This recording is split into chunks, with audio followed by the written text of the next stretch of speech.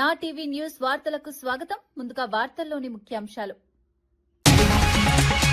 పరిశ్రమల హబ్ గా ఏపీని తీర్చిదిద్దుతామన్న లోకేష్. భారీ పెట్టుబడులతో ఉద్యోగాల సృష్టి లక్ష్యమన్న మంత్రి. గ్లోబల్ కంపెనీలు ఏపీ వైపు చూస్తున్నాయన్న లోకేష్. పరిశ్రమలకు సానుకూల వాతావరణం కల్పిస్తున్నామన్న లోకేష్. మోదీ సభ కోసం కరీంనగర్ లో బండి సంజయ్ ప్రచారం. సికింద్రాబాద్ సభను విజయవంతం చేయాలని బీజేపీ పిలుపు. స్వయంగా గోడలపై నినాదాలు రాసిన బండి సంజయ్. తెలంగాణలో బీజేపీ బలోపేతానికి సభ కీలకమన్న నేతలు.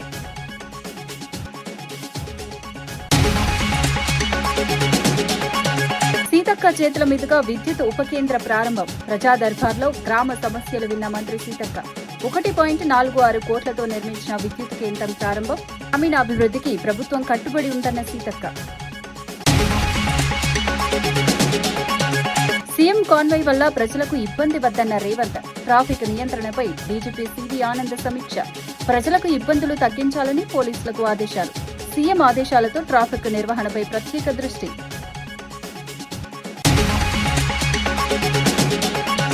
ఎర్రచందనం స్మగ్లింగ్ పై వైసీపీ నేతలపై అనురాధ ఆరోపణలు. రాజకీయ అండతోనే గంగిరెడ్డి ఎదిగాడన్న అనురాధ వ్యాఖ్యలు.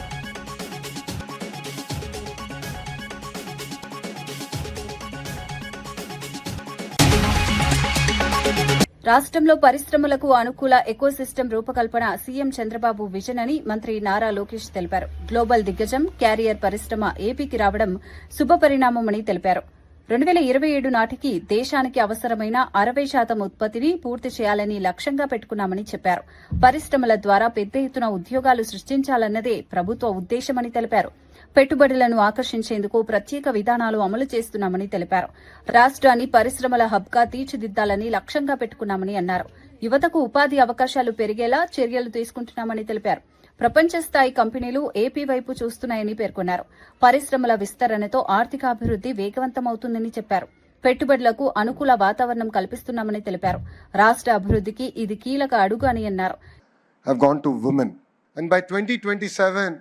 We expect to manufacture 60% of India's air conditioning requirement here in Sri City. And by 2028, thanks to Carrier, we should now achieve 80% of India's air conditioning coming out of Sri City. We are a $200 billion economy, aspiring to be a $2.4 trillion economy by 2047. And there's something that my Chief Minister has shown to the world. If he dreams it, he will deliver it. Warangal గడ్డ పోరాటాలకు ప్రతీక అని BRS working president KTR పేర్కొన్నారు. ఇది కాకతీయుల పౌరుషాల గడ్డ, కాళోజీ ఆత్మగౌరవ అడ్డా అని అన్నారు. ప్రొఫెసర్ జయశంకర్ పుట్టిన నేల ఈ ఓరుగల్లు అని గుర్తు చేశారు. ఉద్యమ సమయంలో వరంగల్ ఎలా కదం తొక్కిందో అందరికీ తెలుసునని వ్యాఖ్యానించారు. ఇక్కడ ఏ పని మొదలుపెట్టినా విజయవంతమవుతుందన్న నమ్మకం కేసీఆర్ కు ఉందని చెప్పారు. మహాగర్జన రజతోత్సవ సభలు చరిత్ర సృష్టించాయని గుర్తు చేశారు. ద్రోహులకు గుండె జల్లుమణిలా పోరాటం చేసే నేల ఇది అని వ్యాఖ్యానించారు. తెలంగాణ ఉద్యమంలో వరంగల్ పాత్ర కీలకమని తెలిపారు. కార్యకర్తల్లో ఉత్సాహాన్ని నింపేలా కేటీఆర్ ప్రసంగం సాగింది.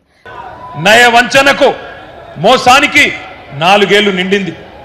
ఇది కాకతీయ పౌరుషాల గడ్డ, ఇది కాళోజీ ఆత్మ గౌరవ గడ్డ, జయశంకర్ సారు పుట్టిన గడ్డ ఈ ఓరుగల్లు. పోరాటాల విల్లు ఎక్కుపెడితే ఓరుగల్లు ద్రోహులకు గుండె జల్లుమంటది. అది మనం తెలంగాణ ఉద్యమంలోనే చూసిన విషయం కూడా నేను మీకు గుర్తు చేస్తా ఉన్నా. నర్సంపేట నుంచి ఇప్పుడే గౌరవనీయులు గౌరవ పెద్దలు రైతు మా గోపాలన్న మాట్లాడిండు. మా పెద్ద సుదర్శన్ రెడ్డి గారు మా సోదరుడు, వారిని ఆహ్వానిస్తే ఇక్కడికి వచ్చినారు. గోపాలన్న మాట్లాడితే మీ కేరింతలు, మీ చప్పట్లు వింటే నేను మధుసూదనాచారి గారు అనుకుంటా ఉన్నాం. ఇక మనం ఎవ్వరు మాట్లాడే అవసరం లేదు. రైతుల గుండెల్లో ఉన్న మాట గోపాలన్న చెప్పిండు అని చెప్పి మేం మాట్లాడుకుంటా ఉన్న పరిస్థితి మీ అందరికీ యాదికుండాలి. తెలంగాణ ఉద్యమ సమయంలో కూడా వరంగల్ ఎట్లా కదం దొక్కిందో మీ అందరికీ గుర్తున్నది. ఆ రోజుల్లో ఉద్యమ సమయంలో మా వినయ్ భాస్కర్ గారు పిలిస్తే నేను కూడా ఇదే హనుమకొండలో కాగడా పట్టుకొని మీతో పాటు కవాతు చేసిన. ఈ వరంగల్ వీధుల్లో తిరిగినాం.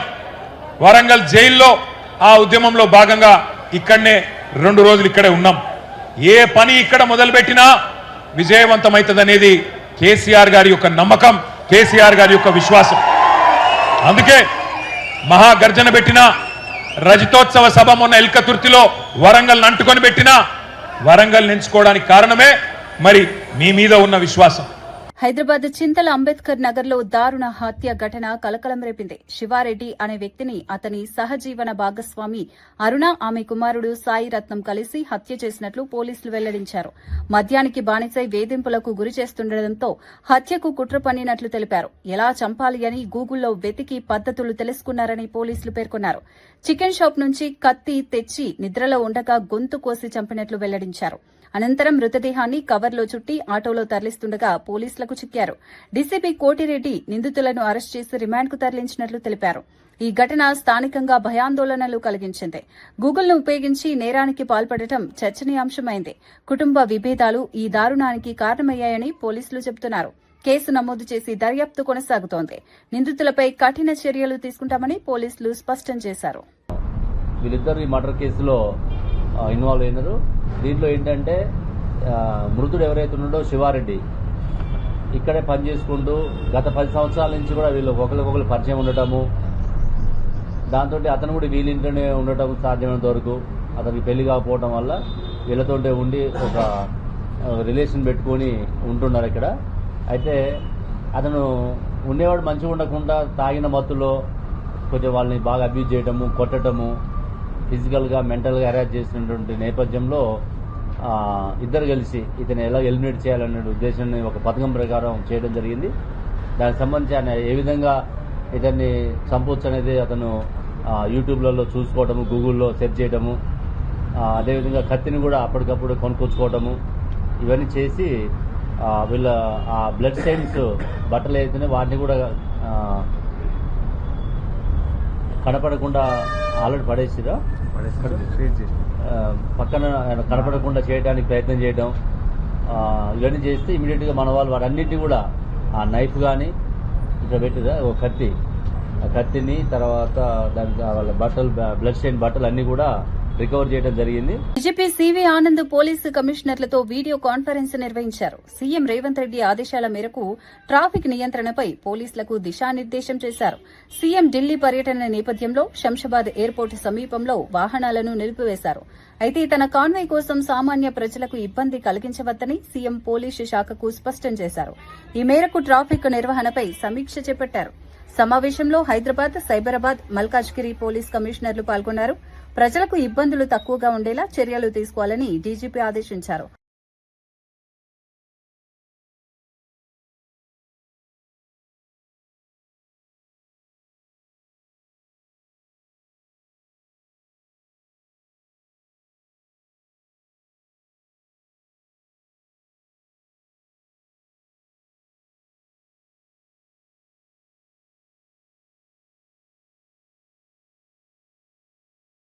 అంతర్జాతీయ ఎర్రచందనం స్మగ్లర్ గా కొల్లం గంగిరెడ్డి ఎదగడానికి వైసీపీ నేతల అండదండలే కారణమని పంచుమర్తి అనురాధ ఆరోపించారు. రాజకీయ పరిరక్షణ లేకుండా ఇంత పెద్ద స్థాయికి ఎదగడం సాధ్యం కాదని అన్నారు.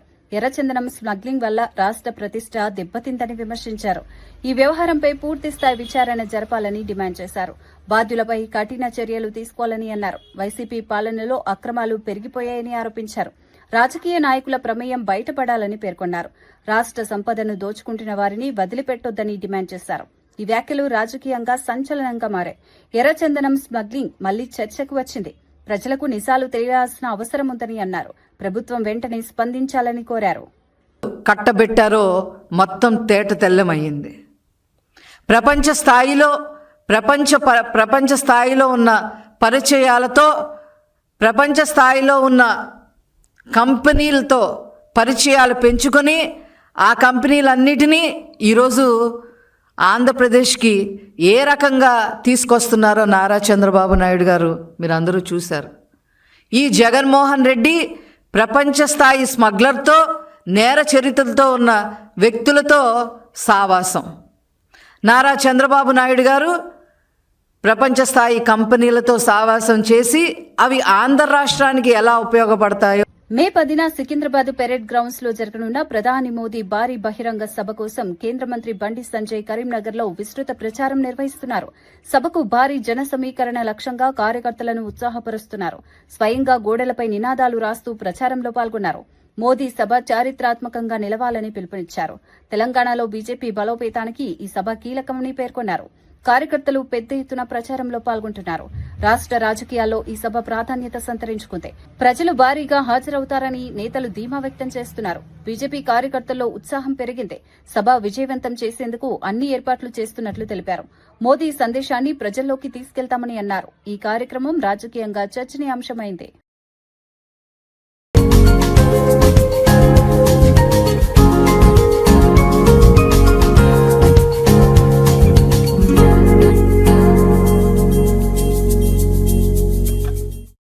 మోడీ గారు మూడోసారి ప్రధానమంత్రి అయిన తర్వాత, ఆపరేషన్ సింధూర్ తర్వాత, 5 రాష్ట్ర ఎన్నికల ఫలితాలు 3 రాష్ట్రాల్లో మనం గెలిచిన తర్వాత వారి మొట్టమొదటి బహిరంగ సభ ఇవాళ భాగ్యనగర్, తెలంగాణ.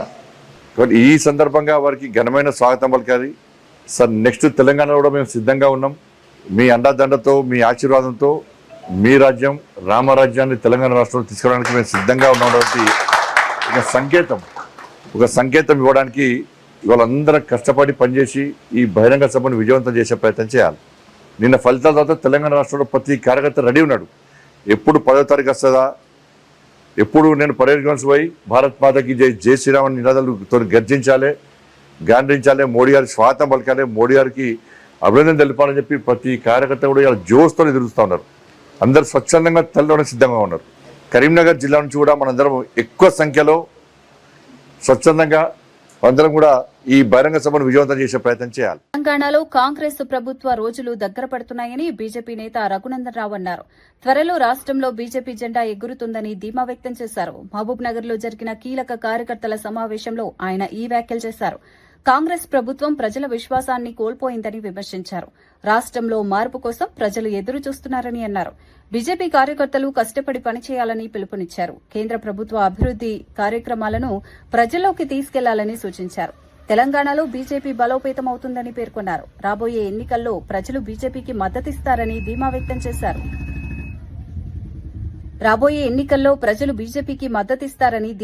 చేశారు. పార్టీ శక్తిని గ్రామ స్థాయికి విస్తరించాలని పిలుపునిచ్చారు. ఈ వ్యాఖ్యలు రాజకీయంగా ఆసక్తి రేకెత్తిస్తున్నాయి.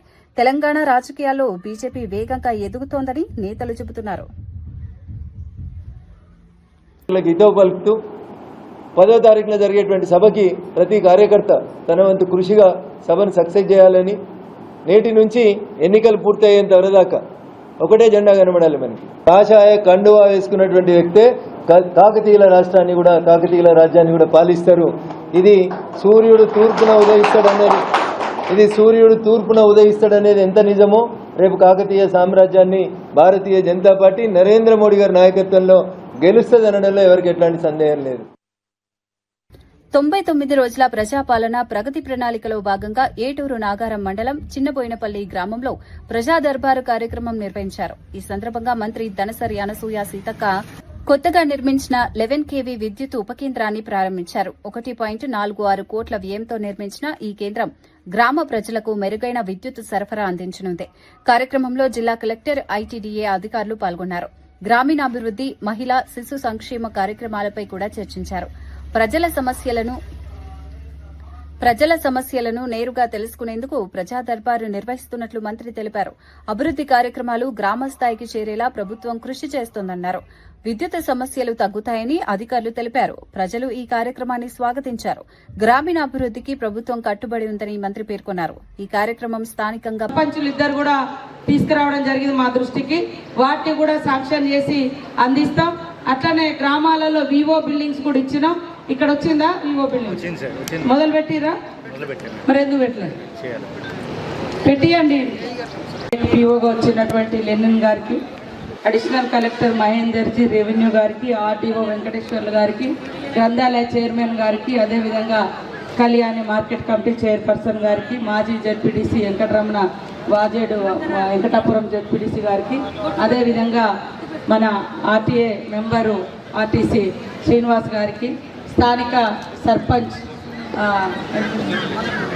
నాగార్జున,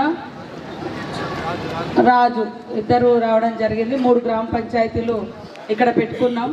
కొంచెము నెక్స్ట్ గ్రామాలలో ఏ గ్రామ పంచాయతీకి ఆ గ్రామంలో ఒక టాక్టరు మనది ఉంటుంది కాబట్టి వాళ్ళు రావడానికి ఇప్పుడు మనం అక్కడ కొండాయి కాడ పెట్టినాం. కొత్తూరోళ్ళు, దొడ్లోళ్ళు రావాలంటే కొద్దిగా నడుచుకుంటూ రావడం పోవడం ఇబ్బంది అవుతుంది కాబట్టి అట్లా 2-3 గ్రామాలు ఒక కాడ పెట్టినప్పుడు వాళ్ళకు మనకి ఎట్లా గ్రామ పంచాయతీలో ఒక ట్రాక్టర్ ఉంటుంది పక్కనే, కాబట్టి డిపిఓ గారికి చెప్పి అందరూ 1-2 ట్రిప్పులు కొడితే సరిపోతుంది.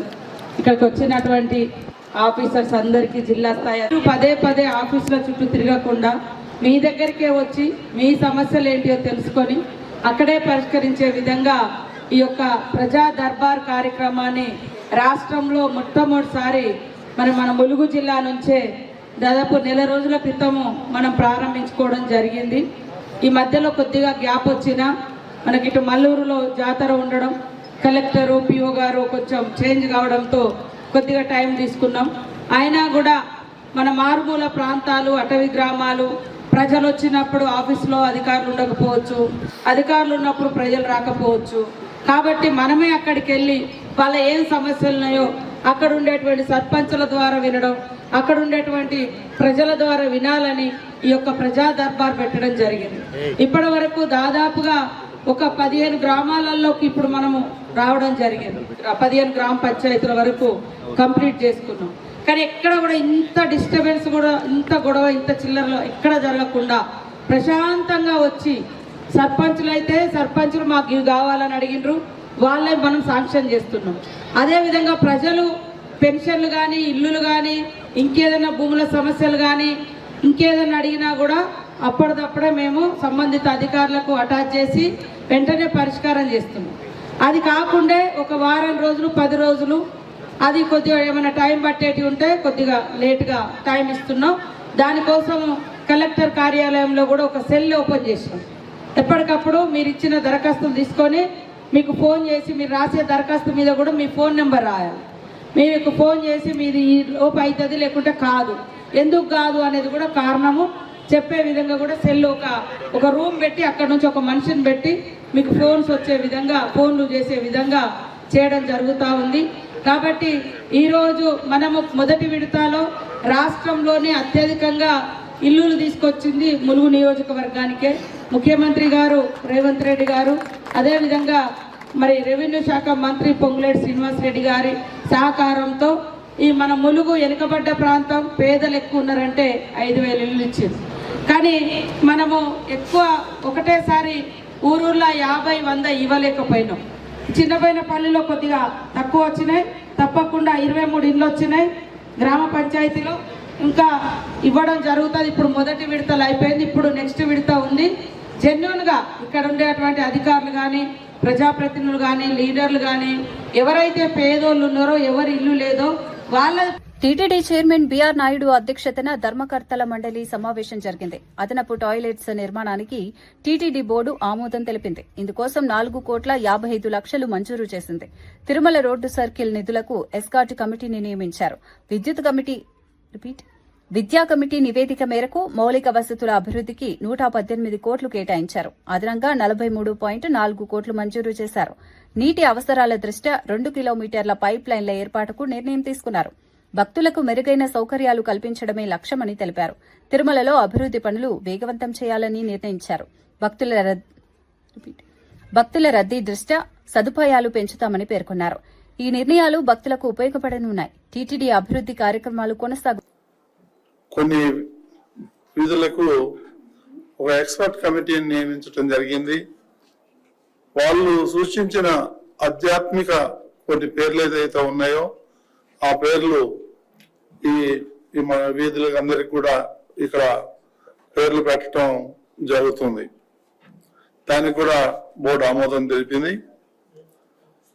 టిటిడి బోర్డు విద్యా కమిటీ ఇచ్చిన నివేదిక మేరకు టిటిడి విద్యా సంస్థలో అత్యాధునిక మౌలిక వసతుల ఏర్పాటుకు గతంలో మనం 118 కోట్లు శాంక్షన్ చేయడం జరిగింది.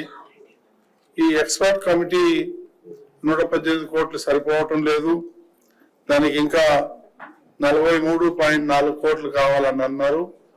అది కూడా శాంక్షన్ చేయటం జరిగింది.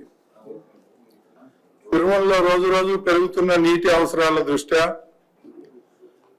గోబర్గం డ్యామ్ నుండి ఫిల్టర్ ప్లాంట్ వరకు 6 కోట్ల ఖర్చుతో 2 కిలోమీటర్ల మేర అదనపు పైప్ లైన్ వేయాలనేటువంటి నిర్ణయం ఈ బోర్డులో ఆమోదం తెలపడం జరిగింది.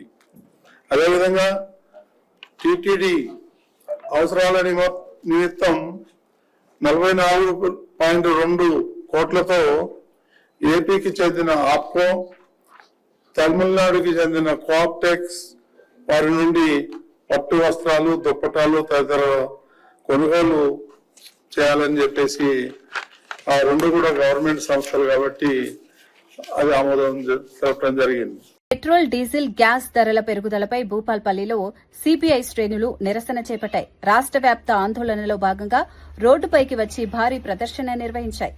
సిపిఐ పట్టణ కార్యదర్శి సోత్కు ప్రవీణ్ ఆధ్వర్యంలో జరిగిన ఈ కార్యక్రమంలో కేంద్ర ప్రభుత్వ విధానాలను తీవ్రంగా విమర్శించాయి.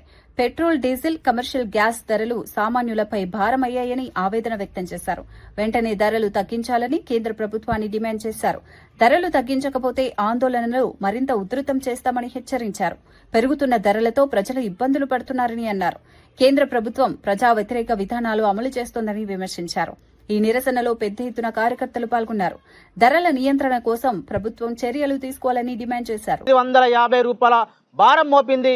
ఈరోజు దాని ద్వారా చాలా మంది ప్రజలు ఇబ్బంది పడుతున్నటువంటి పరిస్థితి ఉంది. ముఖ్యంగా ఈ యొక్క కమర్షియల్ సిలిండర్ ధర 950 రూపాయలు పెంచితే వ్యాపారస్తులకు ఏమాత్రం కూడా నష్టం లేదు. ఎందుకంటే ఈరోజు గ్యాస్ సిలిండర్ ధర పెరిగిందని చెప్పేసి 40 రూపాయల టిఫిన్ కాస్త 80 రూపాయలు చేస్తున్నారు. 110 రూపాయలకు వచ్చేటువంటి భోజనం 200 రూపాయలు చేస్తున్నారు. దీని ద్వారా పేద మధ్యతరగతి ప్రజలకే ఇబ్బందులు ఎదుర్కొన్నాయి తప్ప మరి ఎవరు కొరిగినటువంటి పరిస్థితి లేదు. మరి ఎందుకు ఇట్లా చేస్తుంది బీజేపీ ప్రభుత్వం? ఈరోజు ఎల్పీజీ సేవలు అందుబాటులో ఉన్నాయి, మేము గ్యాస్ ధరలు పెంచాం, పెట్రోల్, డీజిల్ ధరలు పెంచామని చెప్పేసి మరి తీరా ఎన్నికలు అయిపోయిన తర్వాత ఇది అడ్డగోలుగా పెంచితే పేద ప్రజలు ఏ విధంగా బతుకుతారని ఈ సందర్భంగా తెలియజేస్తున్నాం. మరి ఈరోజు మరి ఆర్థికంగా అంతంత మాత్రాన ఉన్నటువంటి పేద ప్రజలు కానీ మధ్యతరగతుల పరిస్థితి ఏ విధంగా ఉంటుంది? ఈరోజు చేసుకోవడానికి పనులు లేక, నిరుద్యోగం లేక, ఉద్యోగ అవకాశాలు లేక అనేక అవస్థలు పడుతున్నారు. పండించినటువంటి పంటకు కూడా గిట్టుబాటు ధర కల్పించకుండా కేంద్ర ప్రభుత్వం పేద ప్రజలను నడ్డివిరిచేటువంటి పరిస్థితి ఉంది తప్ప ఇప్పటికైనా ప్రభుత్వం పెంచినటువంటి కమర్షియల్ సిలిండర్ ధర కానీ, పెట్రోల్ ధరలు కానీ, డీజిల్ ధరలు కానీ తగ్గించి పేద ప్రజలకు భారం కాకుండా చూసుకోవాల్సిన బాధ్యత కేంద్ర ప్రభుత్వం ఉందని ఈ సందర్భంగా కేంద్ర ప్రభుత్వానికి సిపిఐ పార్టీ తరఫున హెచ్చరిస్తూ మరి పెంచిన ధరలు తగ్గించాలి, ఈరోజు ఉద్యోగ అవకాశాలు ఇవ్వాలి, పండించినటువంటి పంటకు గిట్టుబాటు ధర కల్పించాలి, మీరు ఏదైతే ఎన్నికల ముందు ఇచ్చినటువంటి హామీలన్నీ కూడా నిలుపుకోవాలని సందర్భంగా సిపిఐ పార్టీగా మేము డిమాండ్ చేస్తున్నాం. ఒకవేళ ఈ ధరలు తగ్గించకపోతే కమ్యూనిస్టు పార్టీ ఆధ్వర్యంలో దేశవ్యాప్తంగా కూడా ఆందోళన చేయడానికి కూడా సిద్ధంగా ఉన్నామని ఈ సందర్భంగా కేంద్ర ప్రభుత్వాన్ని హెచ్చరిస్తున్నాం. సొత్కు ప్రవీణ్ కుమార్, సిపిఐ పట్టణ కార్యదర్శి, భూపాలపల్లి. రైతు బంధు నిధులపై కేటీఆర్ చేసిన వ్యాఖ్యలకు ఎమ్మెల్యే నాయిని రాజేందర్ రెడ్డి కౌంటర్ ఇచ్చారు. రైతులను మోసం చేసిన చరిత్ర బీఆర్ఎస్దేనని విమర్శించారు. నకిలీ విత్తనాలు అమ్మింది కూడా బీఆర్ఎస్ నాయకులేనని ఆరోపించారు. బీఆర్ఎస్ నేతలను దండుపాల్యం, చెడ్డీ గ్యాంగ్తో పోల్చడం రాజకీయంగా చర్చనీయాంశమైందే. రైతుల సమస్యలపై చర్చించేందుకు హనుమకొండకు రావాలని కేటీఆర్కు సవాల్ విసిరారు. రైతుల పేరుతో రాజకీయాలు చేయడం మానుకోవాలని అన్నారు. కాంగ్రెస్ ప్రభుత్వం రైతు సంక్షేమానికి కట్టుబడి ఉందని పేర్కొన్నారు. బీఆర్ఎస్ పాలనలో రైతులు తీవ్రంగా నష్టపోయారని ఆరోపించారు. ప్రజలు నిజాలను గుర్తించాలని తెలిపారు. రైతుల సమస్యలను పరిష్కరించేందుకు ప్రభుత్వం కృషి చేస్తోందన్నారు. ఈ వ్యాఖ్యలతో రాజకీయ వాతావరణం మరింత వేడెక్కింది. రైతు అంశంపై మాటల యుద్దం కొనసాగుతోంది. పై మాజీ మంత్రి సత్యవతి తీవ్ర విమర్శలు చేశారు. ఇది ప్రజాపాలన కాదు, రాబందు పాలన అని వ్యాఖ్యానించారు. రైతుల కన్నీళ్లలో ఈ ప్రభుత్వం కొట్టుకుపోవడం ఖాయమని హెచ్చరించారు. బంజారా భాషలో చేసిన ఆమె వ్యాఖ్యలు సోషల్ మీడియాలో వైరల్ అవుతున్నాయి. రైతుల సమస్యలను ప్రభుత్వం పట్టించుకోవడం లేదని ఆరోపించారు. కాంగ్రెస్ పాలనలో రైతులు ఇబ్బందులు పడుతున్నారని విమర్శించారు. రైతులకు ఇచ్చిన హామీలు అమలు కావడం లేదని అన్నారు. బీఆర్ఎస్ మాత్రమే రైతులకు అండగా నిలుస్తోందని పేర్కొన్నారు. ప్రభుత్వ వైఫల్యాలను ప్రజల్లోకి తీసుకెళ్తామని చెప్పారు. ఈ వ్యాఖ్యలు రాజకీయంగా చర్చనీయాంశమయ్యాయి. రైతు సమస్యలపై ఉద్యమం కొనసాగుతుందని హెచ్చరించారు. రాష్ట్ర రాజకీయాల్లో ఈ వ్యాఖ్యలు వేడి పెంచుతున్నాయి.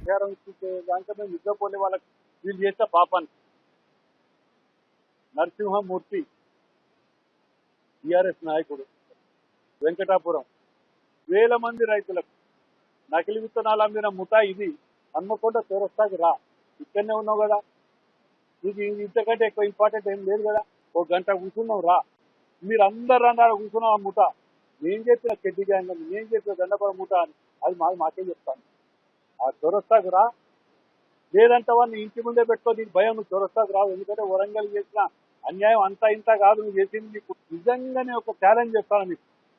నీ అయ్య చెప్పినట్టు దళితుని ముఖ్యమంత్రి చేస్తా అన్నావు కదా, అది మళ్ళీ చెప్పు, నువ్వు నీకు చేతనైతే పొద్దుగా లేతే బోకర్ మాటలు తప్ప నీకు వేరే పని ఉన్నదా?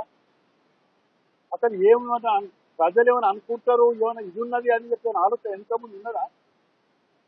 నోటికి ఏదొస్తుంది, ఎవడో ఫిఫ్త్ రాసితో తలమాసినాడు వాడు పట్టుకుని చదువుతాడు. ధర్ని పేరు పెట్టుకొని ఎన్ని దండాల నాయన మీకు చేస్తుంది. ప్రభుత్వ whip NM Srinivas Reddy CLP కార్యాలయంలో ప్రెస్ మీట్ నిర్వహించారు. రాష్ట్ర రాజకీయాలు, ప్రభుత్వ కార్యక్రమాలపై కీలక వ్యాఖ్యలు చేశారు. ప్రజా సమస్యల పరిష్కారానికి ప్రభుత్వం కట్టుబడి ఉందని తెలిపారు. ప్రతిపక్షాల విమర్శలకు సమాధానాలు ఇచ్చారు. సంక్షేమ కార్యక్రమాలను ప్రజల్లోకి తీసుకెళ్తామని పేర్కొన్నారు. కాంగ్రెస్ ప్రభుత్వం అభివృద్ది దిశగా ముందుకు సాగుతోందని అన్నారు. కార్యకర్తలు ప్రజల మధ్య ఉండాలని సూచించారు. ప్రతిపక్షాలు చేస్తున్న ఆరోపణలు అవాస్తవమని విమర్శించారు. ప్రజల విశ్వాసం కాంగ్రెస్ ప్రభుత్వంపై ఉందని తెలిపారు. రాబోయే రోజుల్లో మరిన్ని అభివృద్ది కార్యక్రమాలు చేపడతామని పేర్కొన్నారు. రాజకీయాల్లో పారదర్శకత అవసరమని అన్నారు. ఈ ప్రెస్ మీట్ కు రాజకీయ ప్రాధాన్యతకు నెలకొంది. 6,000 నుంచి 8,000 మంది రైతులు చనిపోతే ఏ ఒక్క రైతును కూడా మీరు ఆ కుటుంబాన్ని పరామర్శించలే. ఆ రోజు రాహుల్ గాంధీ గారు ప్రతిపక్ష పార్టీలో పిసిసి అధ్యక్షులుగా రేవంత్ రెడ్డి గారు రైతులకు ఒక భరోసా కల్పించాలని ఒక ఆలోచనతోని రాహుల్ గాంధీ గారు వరంగల్ రైతు మీటింగ్ పెట్టడం జరిగింది.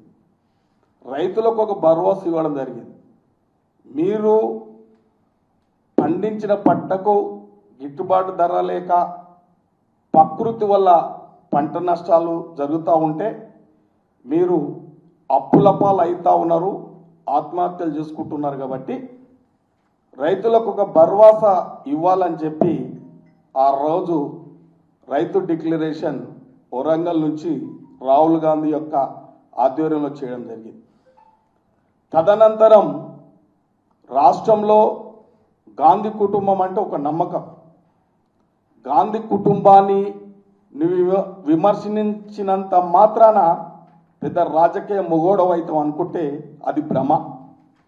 ఇలా గాంధీ కుటుంబాన్ని విమర్శిస్తే నువ్వు రాజకీయంగా కన్మరుగాక తప్పదని చెప్పి నేను మాట్లాడుతూ ఉన్న పత్రిక ముఖంగా.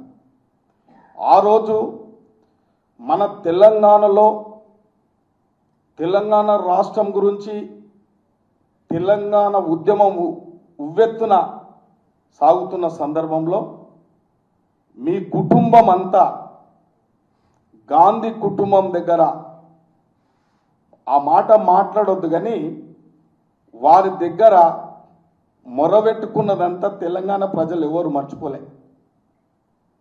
వచ్చిన తెలంగాణను ఒక కుటుంబ పాలనగా, ఒక నియంత్రిత పాలనగా, దౌర్జన్యంగా, దుర్మార్గంగా ఏ ఒక్క వర్గాన్ని కూడా మీరు పట్టించుకున్న దాఖలాలు లేవు. రైతు సంక్షేమం అంటే గత ప్రభుత్వం గతంలో రాజశేఖర రెడ్డి గారు రైతుల గురించి, రైతు సంక్షేమం గురించి ఆ రోజు రైతులకు ఉచిత కరెంట్ ఇవ్వడం జరిగింది. కేటీఆర్ నిర్వహిస్తున్న రైతు సంగ్రామ సదస్సుతో కాంగ్రెస్ మంత్రులు భయపడుతున్నారని బీఆర్ఎస్ నేత పల్లా రాజేశ్వరరెడ్డి విమర్శించారు. తమ సభకు భారీ స్పందన వస్తుందని తెలుసుకుని అదే సమయంలో కాంగ్రెస్ రైతు సమ్మేళనం ఏర్పాటు చేసిందని ఆరోపించారు.